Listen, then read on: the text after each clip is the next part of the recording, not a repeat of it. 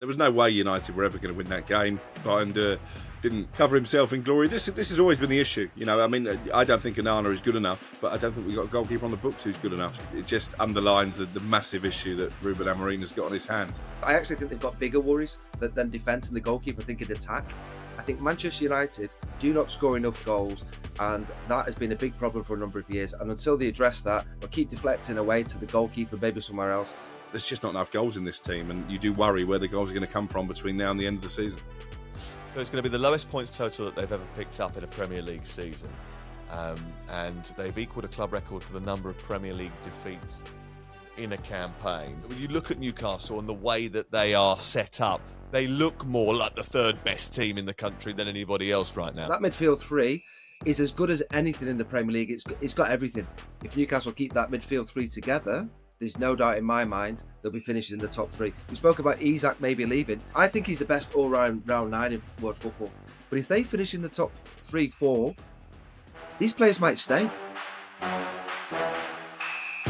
It's Premier League All Access with me, Sam Matterface, talkSPORT's chief football correspondent Alex Crook, and Neil Mellor, the former Liverpool striker, who is beaming from ear to ear as every result ticks down on the way to the 20th league title in Liverpool's history. A good day yesterday, despite the fact that there was a late scare in the game. We'll talk about Liverpool a little bit later on. There was lots of goals yesterday.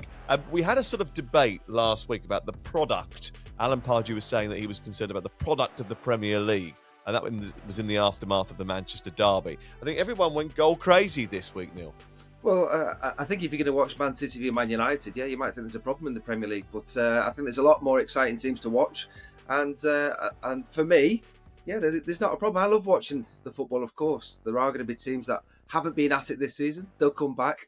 I think what was refreshing, and okay, we turn away from the Premier League, to watch PSG a few days after watching that Manchester derby was a reminder, football's not that bad, is it, after all? It's not that bad. If you're a Newcastle fan, it certainly wasn't that bad yesterday. If you were a Manchester United fan, you might have been thinking the complete opposite. I was at St James's Park for that game. We're going to get into that in the next few minutes. Crook, did you not bother watching? Was you just sort of like, no, I'm just going to concentrate on golf this weekend? Yeah, I didn't watch the game, and for the first time I can remember, I lumped on United to get beat. I was on Newcastle -1. I was on Newcastle in the treble. I was on Newcastle in the double. Easy money. There was no way United were ever going to win that game. Sounds like we did okay for a while with the changes and then absolutely capitulated. So again, it just underlines the massive issue that Ruben Amorim has got on his hands. Okay, we'll get into it and tell you that you really didn't. But Newcastle did take a huge step towards Champions League football.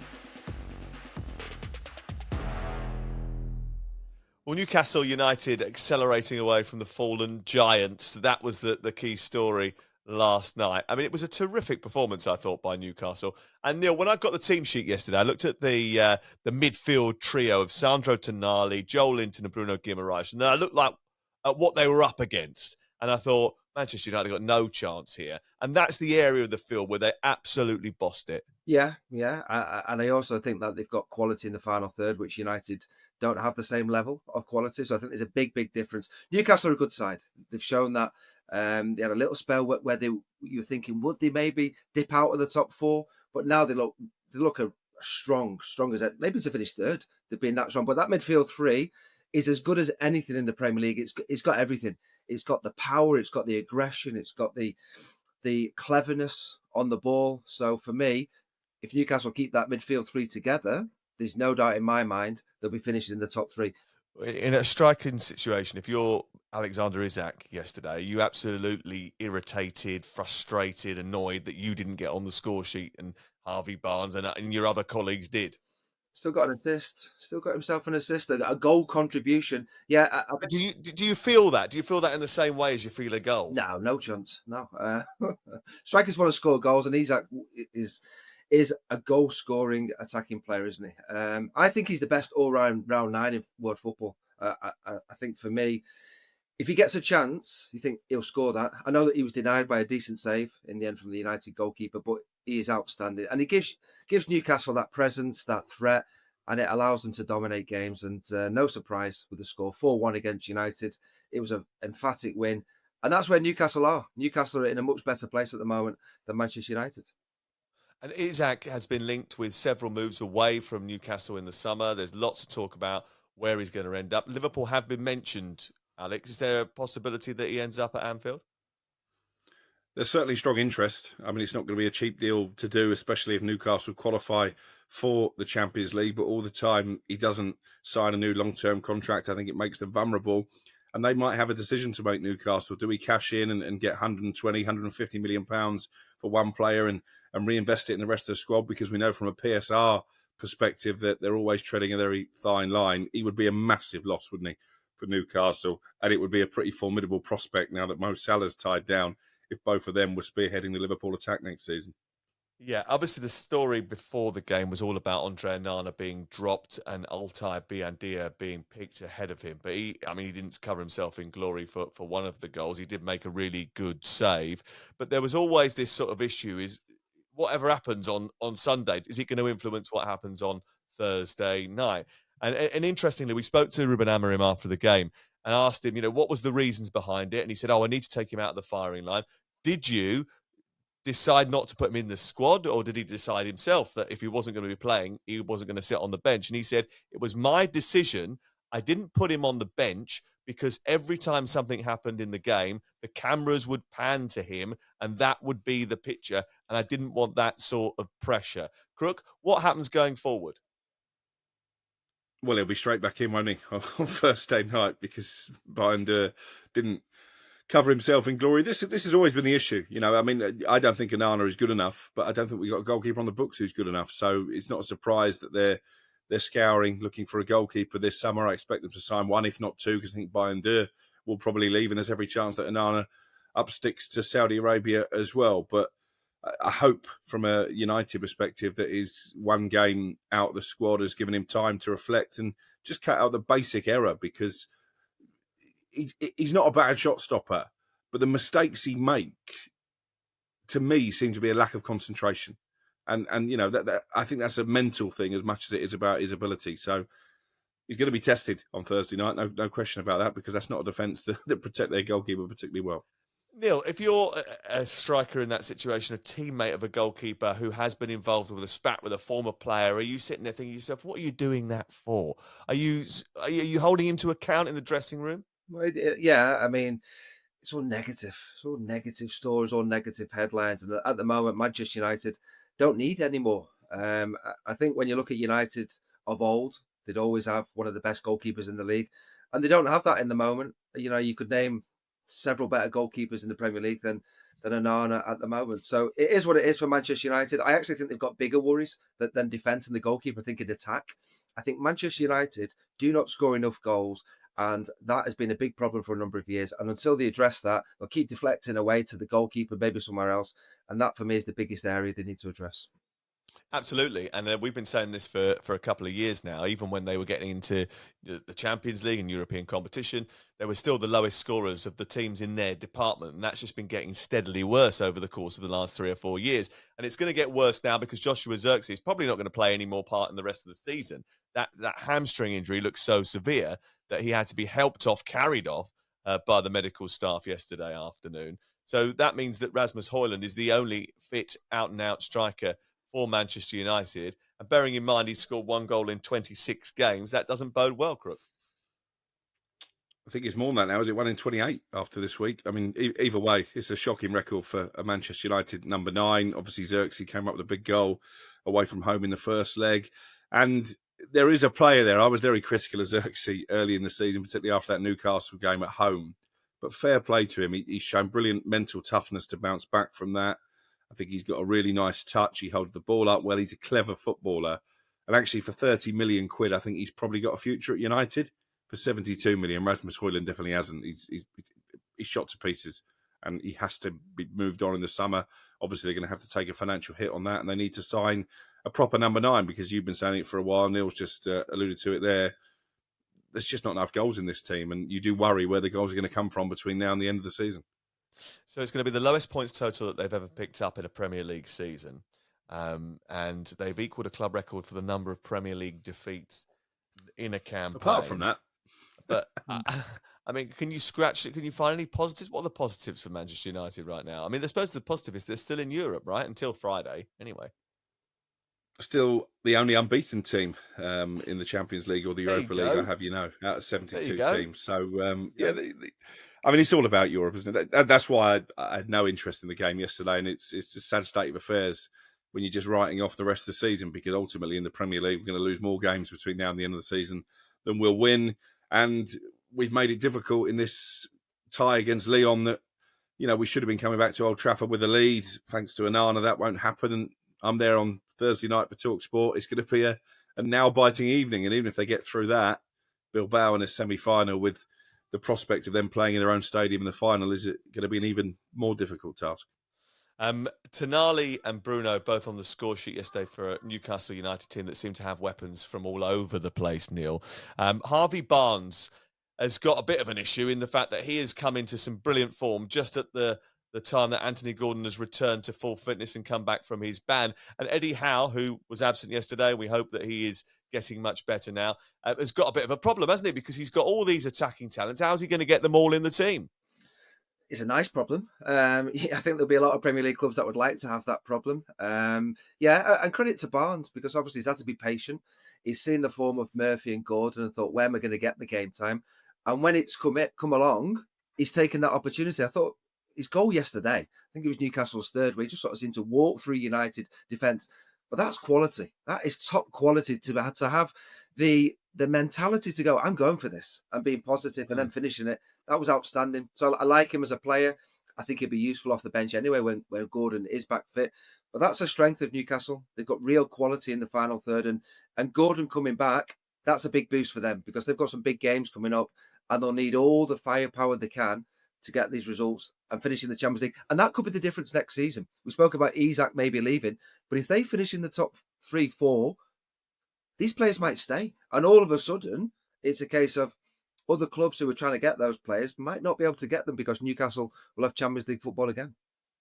Well, Newcastle should get Champions League football again. They play Crystal Palace in midweek, which is their game in hand. If they win that, they go third. And they should really be eyeing up third position now after Nottingham Forest dropped points on Saturday against Everton. And I must admit, when you look at Newcastle and the way that they are set up, they look more like the third best team in the country than anybody else right now, Crook. Yeah, and I've looked at the run-ins of the three teams that I think are competing for 5th and 4th. And I think Newcastle, when you get into May, have a very favourable end of season run-in. So they've got the momentum behind them. There's not been any kind of drop-off from that League Cup final. Quite the opposite, actually. They've just picked up in the league where they left off at Wembley. I think it would be a major disappointment for them if they didn't make it. We'll come on to Manchester City as well, but they also have a kind set of fixtures, and you'll know more than anyone, Sam, Chelsea don't. And, Chelsea dropping points at home to Ipswich yesterday. I think it will be Newcastle and Man City, with Villa potentially distracted by the Champions League, but they picked up a good win at Southampton on Saturday as well. So I make Chelsea rank outsiders of those four teams to make it into the top 5.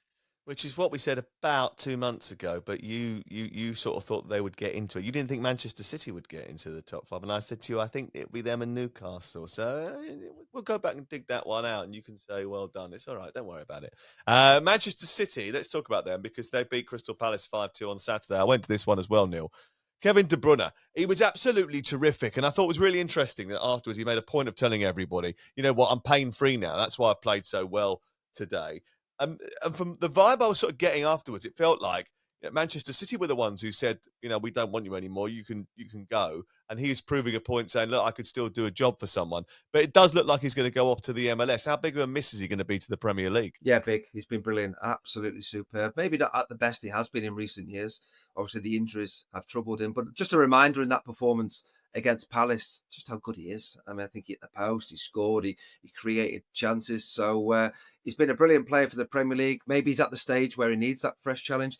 He won't be short of offers, whether it's America, whether it's Saudi Arabia, whether it's somewhere else in Europe. He has been a top-class player. And he may not play the same game time as what he's had in previous years, but when he's out there on the pitch, Kevin De Bruyne, you always think he'll make something happen. What a player he has been. So, he was back to one of his best performances. When it was 2-0 to Palace, I was thinking, go on then, can you? but then City just blew them away. And for me, it's City, Newcastle, and then one of three for that 5th place. And that's where they're looking. I think Forest, Villa and Chelsea are looking that England, the Premier League, will have a 5th place because that gives them a chance. I think Newcastle and City will get clear of those 3 teams. Yeah, I think it'll be Forest or Villa who get that final place, and I'll explain why I think that in just a few moments. And Forest should have it because they've got the points. They've amassed the points over the course of the season. But Aston Villa maybe have got a little bit too much to do with the fact that they're also playing in the FA Cup and at the moment the Champions League, although that might change in midweek. We'll talk about the Champions League in just a moment. The Kevin De Bruyne situation, what happens next? Where is he going to go, Crook? I mean, I have a feeling he'll end up in San Diego. What's your thought? Yeah, that seems to have gone a little bit cold. San Diego have backed off a bit. They've given up his discovery rights. You'll know more about the MLS and how that works, but they've actually been picked up by Inter Miami.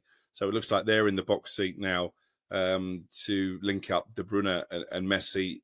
I've said a few times on the station on this podcast that as much as there's riches on offer in Saudi Arabia, I think De Bruyne himself would favour a move to the MLS. Clearly, that he's not going to make as much money there. He's not going to make as much money in America as if he stayed at Manchester City. But I think he's at the stage of his career where actually he's going to put lifestyle over how many millions he can amass in the bank account. And in terms of that, he has to take a massive pay cut, doesn't he, to go to Inter Miami because they've got designated players and he'll have to wait until the following year to become one. So he has to take a huge pay cut. Then he gets a bigger paycheck the following year if it is going to be Miami. But we'll see what happens with that.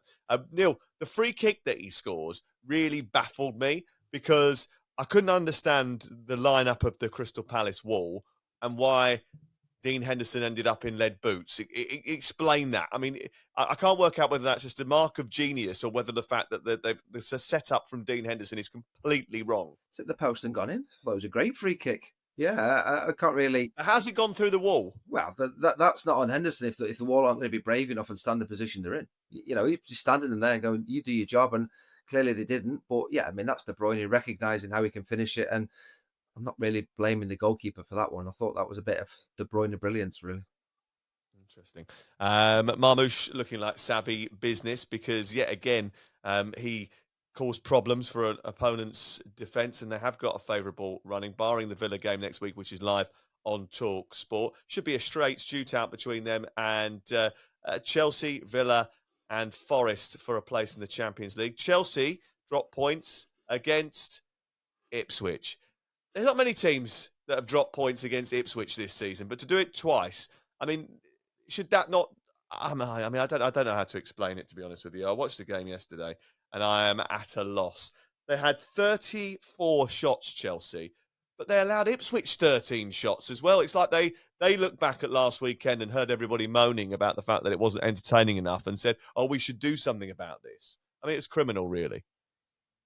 Especially when you consider that Ipswich left their star striker on the bench, one who may well find himself pitching up at Stamford Bridge next season in Liam Delap. I mean, this was a real surprise to me. I looked at the fixtures yesterday and I thought it was 4 home bankers, really, because I expected Wolves to beat Tottenham with one eye on the Europa League. We've talked about United and Liverpool already. The one I left out of my accumulator, geniusly, was Chelsea, because you just don't trust them. You don't trust them to keep clean sheets. They concede too many goals and they miss too many opportunities. And it's pretty clear where they need to recruit in the summer. They need a proper goalkeeper, as we've been saying. They need a number 9. They probably need another centre-half as well, because you see it when Fofana isn't fit, and unfortunately he's never fit for a long period of time. They struggle defensively in his absence. Jackson hit a post early on. The first goal they concede is because Tosin and Caicedo get in a complete disagreement in the middle of the park. The ball spills out to the right-hand side. Cucurella gets outpaced. He then gets out-jumped for the second goal. Sancho did score a beauty in the game, but Alex Palmer made a couple of really brilliant saves towards the end. But Chelsea should never be in a situation, if they want to get into the Champions League, where they're struggling to knock over Ipswich. And when you look at their run-in, Neil, you look at the quality of the teams they've got to play. They've got to play Fulham away from home. Fulham have played really well this campaign. They've got Everton, which is always a difficult game, especially at the moment. They've got to play Liverpool. They've got to go away to Newcastle. They've got to play Manchester United. Okay, they might get 3 points there. And then they play Nottingham Forest away from home on the final day of the season. They've got the toughest running of anyone who is trying to get into the Champions League. I said to Crook a few weeks ago, I don't think they'll make Champions League. They might not even make the top 6 at this rate, Neil. Yeah, they're under pressure. I think if you just named those 6 remaining games, I think 5 are really tough. I think the only one on paper, which looks the easiest out of the lot, is that United at home. The rest, you're thinking, they're tough games. They're really, really tough games for them. They've had problems in terms of defensively with the goalkeeper. I thought Cucurella for both goals yesterday was poor. I think he has to do better for both goals. And if Palmer's not scoring, who else is helping him? Who else has helped him this season? I don't think anyone else has got double figures in terms of Premier League goals this season. And that is a problem for Chelsea. Maybe it was a surprise anyway that they were competing for a top 4. Maybe we thought they might be 5th, 6th anyway. So they're in a position to challenge. And I think that has to be a positive for Chelsea. They're still in Europe, albeit the 3rd best European competition, but they still can win a trophy in that sense. So, maybe they might point in terms of an improving season, but surely you'd expect a little bit more. I don't think they'll win many of those remaining games, I have to say. Some really tough games that they've got coming. It's only an improving season if they finish above where they did last campaign, which was 6 in the Premier League, and they had a really good, strong end to the season. This season, the issue has been is that they had a good start to the campaign, but their back end of the campaign has been absolutely dreadful. They've won just 5 of the last 16 Premier League games. Think about that for a second. This is a team that want to get into the Champions League. They've won 5 of 16 Premier League games. That form tells you that they've tailed off massively in the second half of the campaign. And I think when you go through that sort of emotion towards the end of a campaign, it leaves you feeling as if it's been a bad season. Whereas last year, I think the Chelsea fans were a little bit more optimistic because they finished strongly rather than started strongly. And I wonder where that leaves Enzo Maresca, because I don't think winning the Conference League papers over all of the cracks. It doesn't paper over any of the cracks. They should win that with their eyes shut, and they are, basically. And I agree with you. If they don't improve league position and don't improve it significantly, then I think you have to revisit the decision to change managers, because you were right. At the end of last season, they had the win behind them. They had a complete reset, complete change of ethos in terms of the way they play, complete change in personality, or lack of, dare I say it, when it comes to Enzo Maresca compared to Pochettino. And I know a lot of Chelsea fans. I was with a few yesterday afternoon, actually, and like me, they weren't particularly fussed about the result. There seems to be a lot of apathy towards Chelsea at this moment in time, the way they play and the lack of results. And I think the lack of personality in that team, and sometimes teams do replicate their manager. I bumped into the great Pet Nevin yesterday, and we were both espousing our frustrations about Chelsea.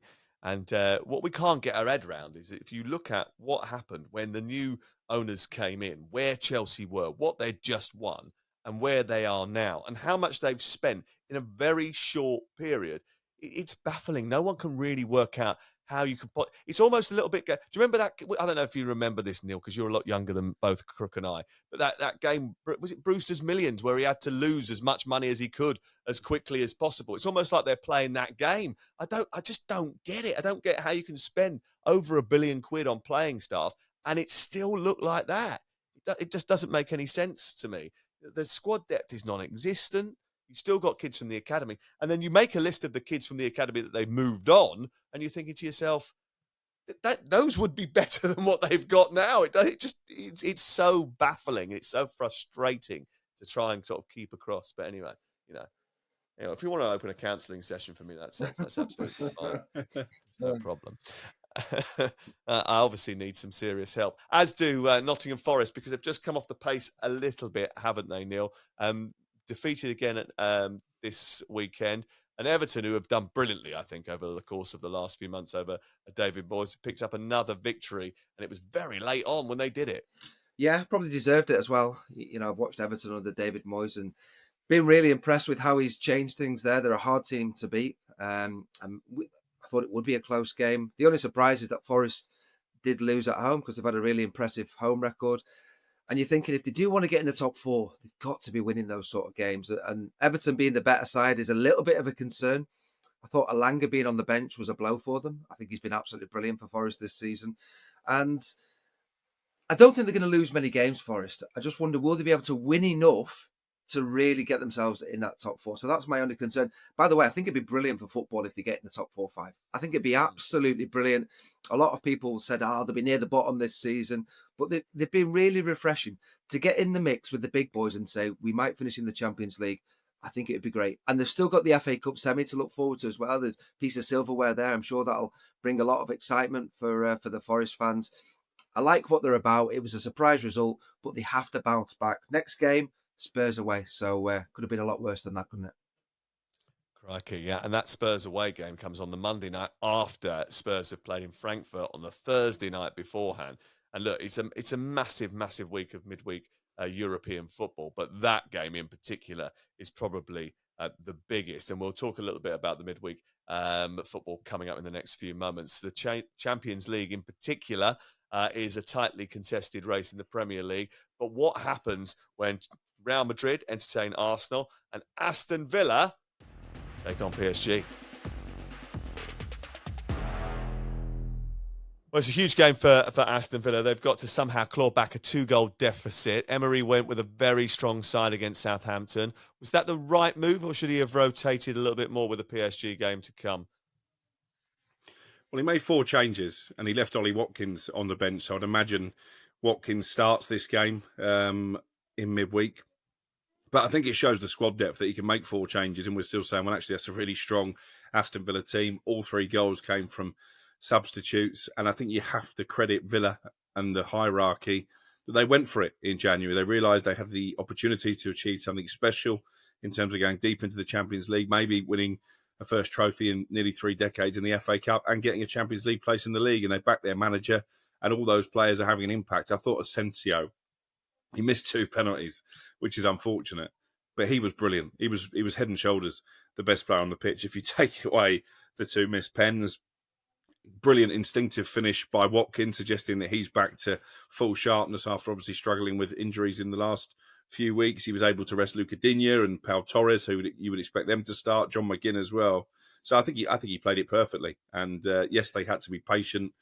They played in first gear for the first half, but when they stepped it up, Southampton just couldn't live with them. Neil, I was a bit surprised that he took the second penalty. I mean, he is obviously brilliant, and I've had him in my fantasy team, and I was delighted that he was contributing. Then he put the ball on the spot, and I was getting very excited. I thought, yeah, it's guaranteed points, this. And then he missed it. That means you lose 4. Then he took another one, missed that, and you lose another 4. I was like, hey, is he winding me up or what here? But in that situation, if you're on the pitch, are you okay with a player who's missed a penalty taking a second one? I think looking at the opposition, looking at the scoreline, the pressure wasn't there, was it? What was it, 2-0 when he took the second one? It was a case of just to seal it, to put the icing on the cake. So had it been 0-0, and it maybe have meant a little bit more, had it have been against maybe a team you're thinking, God, this would be a massive result if you win it, then maybe you might not have taken it. But the pressure wasn't there. Southampton have gone. For me, I thought it was a good decision to go strong because Villa are desperate to be back in the Champions League next season. And that was a game they couldn't afford to be dropping points because it would have given them a little bit of a blow ahead of a massive game against PSG in that second leg. So, yeah, good result for them. No surprise he took the 2 pens. Missed it, saved it, however you want to define it. The rebound was still tucked in nicely, wasn't it? Neil, Emery said after the first leg that the 3rd goal doesn't change much in terms of what they need to do. Do you agree with that? Because it feels like 2-1 would be a little bit more salvageable. Such a tough game. I mean, I watched PSG this season, and it's one of those teams where you go, I'm not sure there's anyone better than them at the moment. They have been absolutely brilliant to watch. They've got everything. They've got the pace. They've got the quality, the end product. They've got the legs, the energy, the intensity. They press together. They're a team.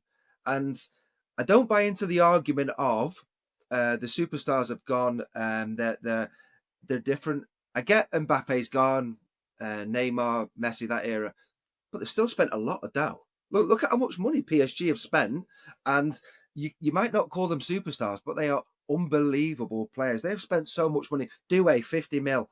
Barcola, 45 mil. And my favourite player, and I can't believe they got him for less than 100 million. Sam, you're going to tell me I've said this wrong. Kvaratskhelia? Have I said that right? Kvaratskhelia, yeah. Oh my days, what a player he is. Have they got him for whatever it was? Caradonna. Ah, unbelievable. He is absolutely super. So PSG are a great side to watch. You're asking me if the third goal affected it. Of course it did. Because Villa are capable. They showed that against beating Bayern Munich. But PSG are the best team around.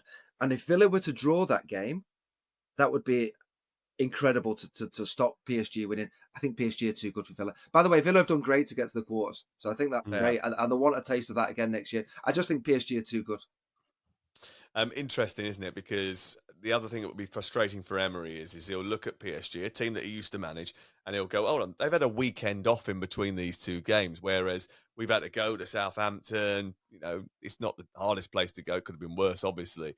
But we don't do that for our teams in Europe, do we? I mean, the French make it possible for PSG to have an easier time. So they'll come in absolutely fresh for this game and desperate to prove a point as well. Because one of the things that has eluded them over the course of the last few years, in fact, ever since the Qatari takeover, is the fact that they've never even looked. I mean, once I think they got to the final, didn't they? And they lost to Bayern Munich behind closed doors. But apart from that, they've never really shown that they could be that big force in Europe. This is an opportunity to do that under a very, very good manager. Yeah, do you know what? In some ways, though, I think the worst thing that can happen and is going to happen is Real Madrid being knocked out, because everybody's going to be talking about PSG as favourites for the trophy now, probably along with Barcelona on the other side of the draw. But the fact Real Madrid are no longer standing in their way, I think could be a bit of pressure, because probably up until the Liverpool game, we weren't really talking about PSG as serious contenders for this Champions League. We certainly are now. I agree with Neil. I think they'll have too much firepower for Villa. I just don't see Villa keeping a clean sheet. And once they concede, that's a mountain to climb. And that third goal does change everything, because 2-1 down, you can afford to be a little bit more patient. I think in this case, they're going to have to chase the game a lot earlier than they would have done. PSG obviously looking to go all the way. The season that they've parted company with Mbappé. Mbappé sent off at the weekend playing for Real Madrid. Did you see that, by the way? What a terrible... What was he thinking there, Neil? That was a terrible challenge, wasn't it? Yeah, I didn't like that at all. Poor, really poor. And he should get dealt with there. So he'll get a lengthy ban. That won't affect him for this second leg. You know, he could be the match winner. He could get Real Madrid back into this tie. And as unlikely as it sounds, I still think they can go through. I think the difference with Real Madrid and Arsenal is they do have the firepower now. I know Arsenal scored 3 goals and 2 unbelievable free kicks, and Arsenal's biggest threat will be set pieces. When you look at Real Madrid and the firepower they have, you think that they could cause Arsenal problems. And because they don't have Saliba and Gabriel together as a partnership, he's not fit, is he, Gabriel, for this one? I think that gives Real Madrid that chance to be able to score a few goals. I think it'd be a great game to watch. It was fascinating just speaking to anybody who's been associated with any sort of European football and going to the Bernabeu. Everyone always tells you that strange things happen there. It's not like real life. It's like walking into the Twilight Zone. You think you're going there with a decent team and a decent situation, and all of a sudden you melt and everything goes away.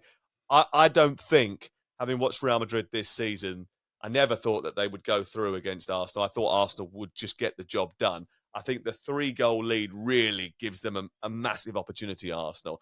And if they can stick in, I think they'll score, you see. If they score Arsenal, then it's going to be really difficult for Real Madrid. And I'm just not sure that defensively they're capable to keep Arsenal out. But listen, you don't win 15 Champions Leagues by not being able to get yourself out of a sticky situation or two. No, but I think the thing that Arsenal really need to do is play the game and not the occasion, not get swept up in the aura of the Bernabeu and those famous European comebacks that Real Madrid have had in the past. Because as we saw last week, player for player, Arsenal are better than Real Madrid. And I agree with you. I think they're more than capable of going and scoring. And if you get a 4-goal lead, I don't think there's any way back. I was not surprised by Real Madrid defensively, because you warned me about that. What really took me aback in the first leg was the lack of chances they created. There were a couple of early moments where, a better pass, they would have been away. But once Arsenal got a stranglehold of the game, their big players went missing. Your Bellinghams, your Vinicius, your Mbappé, who you've mentioned. So I think Arsenal will get the job done, and I think that will set us up for a fascinating semi-final against PSG. And we talked a little bit about the connection on Friday's programme when we did the White and Jordan show between Bellingham, Vinicius Junior, Rodrigo and Mbappé, and how it hasn't quite, the pieces of that jigsaw haven't quite fit together. There's been a couple of occasions when it really has, but the start of the season was a little bit odd. Then they went on this brilliant run. They were very, very good and consistent. They ended up taking the lead in La Liga. Now they've come off the pace again, and there's been a few sort of games where it hasn't quite worked again. We've seen that in Europe as well. But it is about preparing yourself for walking into that cauldron. And you'll know what it's like, Neil, to go into a big European atmosphere, with a team that are expected to get the job done, but know that there is pressure coming. And we've seen how Mikel Arteta prepares. Do you think he's putting speakers up round London Colney and playing Hala Madrid, nada más, just to sort of prepare his team for what it's going to be like walking out into that big sort of now closed Ruth Bernabeu? Well, this is pretty much Arsenal's season, isn't it? In terms of making a success of it, because obviously where they are in the Premier League, they're not going to challenge Liverpool and close that gap. So it's all on the Champions League. They're in a great position. I think they can take confidence from that, but they are going to get bombarded. Real Madrid are Real Madrid, and the fans and their approach and Ancelotti's, we're going for it. And okay, the players maybe haven't clicked as often as they can, but they'll have the freedom to have a real good go. Arsenal are going to have to defend, and the goalkeeper's going to have a really decent night if they are to progress. So I can't wait to watch it. And I'm not so sure Arsenal will go through. As much as the 3-0 advantage is a great starter, I think we're in for an absolute classic. Could even see extra time in this one. Bayern Munich play Inter Milan on the same night. I'm going to that one actually, and looking forward to that. But I listen. I think if Arsenal get through, it'd be a great job. I hope they do. I hope they do for English football. I hope they do for Mikel Arteta. I like Mikel Arteta. I know, Crook's got a bit of a problem with him, but I like him. He's great. I know Crook doesn't want them to go through because, of course, Mrs. Crook is a big Arsenal fan, although she fell asleep apparently in the first leg. And his father-in-law. Is your father-in-law going to watch this, or is it going to be Homes Under the Hammer again? Well, he's still in Portugal, so hopefully he's worked out how to use the television remote and he can watch the second leg. But listen, but I don't want Arsenal to win the Champions League. I'm sorry, I'm not one of those football fans who wishes all English teams well. I'm not there. I'm not there yet. You don't wish anybody well apart from yourself. Into the Europa League, Tottenham and Manchester United in action on Thursday night. Chelsea playing in the Conference League. Chelsea, I mean, they're going to go through. They're playing Legia Warsaw. I mean, there's no way that Legia Warsaw are going to come back into that game. So we'll give them a pass through to the semi-finals. But it's much more difficult for both Manchester United and for Tottenham.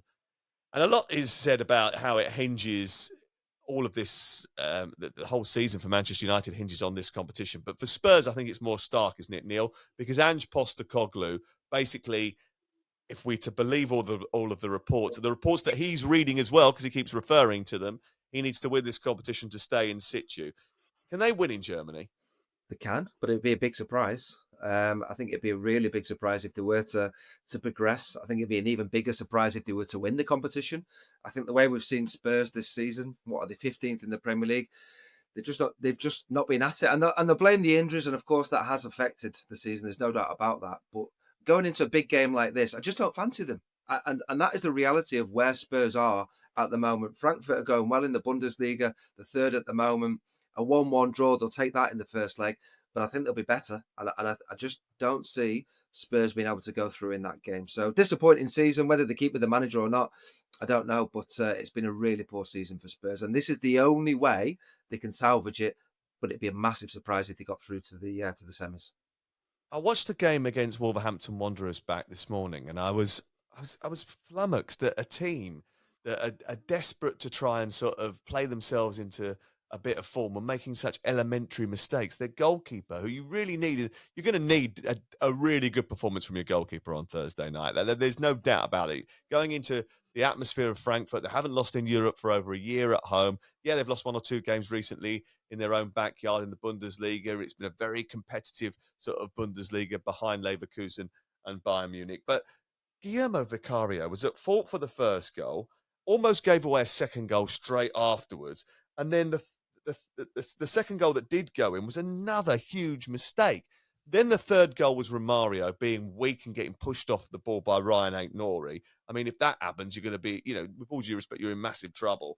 And then the fourth goal was Matheus Cunha dispossessing Bergvall and then brushing his way past Davis. Defensively, no matter what the configuration is. Unless Mickey van der Ven is having a one-man show, they look like anyone can get through them. Yeah, I think, again, when we spoke about this with Troy on Friday, Mickey van der Ven probably is Ange Postecoglou's most important player, for the way he wants his team to play, for the fact he's got that pace to get high up the pitch and then get back into his own defensive shape very quickly. And when he's not there, they do concede goals. But, I mean, it's incredible the number of games that Spurs have lost in the Premier League this season. And despite the fact they left out Van der Ven, it was still a strong enough Tottenham side to expect them to go there and give Wolves a game, and they didn't really. When they got it back to 2-1, Wolves very quickly scored the third goal, and it was comfortable. I mean, credit to Vitor Pereira, who was in the local Wetherspoons partying with the Wolves fans after the game. He has done an absolutely incredible job, because they looked in massive trouble when Gary O'Neill was replaced, and they've absolutely cruised to safety. They certainly have. Matheus Cunha, when he scored his goal, I mean, obviously he's been on social media telling everybody how he's going to fulfill his dreams, and not your dreams, but my dreams. Who's advising this fella, by the way? I don't know. But he scores the goal, right? So he scores the fourth goal, and it's a really well-taken goal. And then he runs over to the Wolves fans, and he's sort of pointing at them, pointing at himself, pointing at them again. Then he's doing sort of like a love heart. But when I watched it back about 3 or 4 times, so I'm thinking, he's saying, I love you or whatever. But actually, when you go through the sign language that he does, it's almost like he's actually saying, I love me, which I think is probably about the most accurate thing that he was trying to act out, which was quite odd. Would you take a gamble on him, Neil, if you were a big club like Liverpool, big club like Arsenal, big club like Manchester City? Because that sort of off-the-field drama is not something those clubs want. Yeah, I think he's done well at Wolves, and Wolves are fearful they're going to lose him. Whether he's ready to step into a team challenging for the Premier League, I'm not sure. But I think he's maybe ready to step into a team that's playing in Europe, whether that's the Europa League or Champions League. I think he'll get offers. Where he fits into one of those teams, I don't know. He's been like the main man at Wolves. But yeah, I see him moving on. Whether he's ready to step into a team challenging for the league, I'm not so sure. Who's in for him, Crook? Well, I was told yesterday that Newcastle and Manchester United are the two teams who've shown most interest. We know Forest are at the table as well. They tried to sign him in January, although I think they knew that was unlikely. I think what would put off those big clubs that you've just mentioned is the character checks, and you've seen his behaviour with the interview that he gave and then had to retract, the social media post that he put out and then had to delete.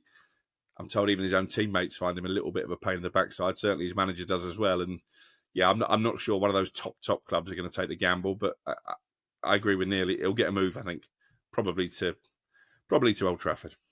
Interesting. He's had more clubs than Rory McIlroy's got in his bag. I mean, he's been at Atletico Madrid, he's been at Hertha Berlin, he's been halfway around the world playing football, but he's never really settled anywhere for too long, which always, to me, gives you a little bit of an indication that he isn't the easiest to get on with. So interesting to see where is next for Matheus Cunha.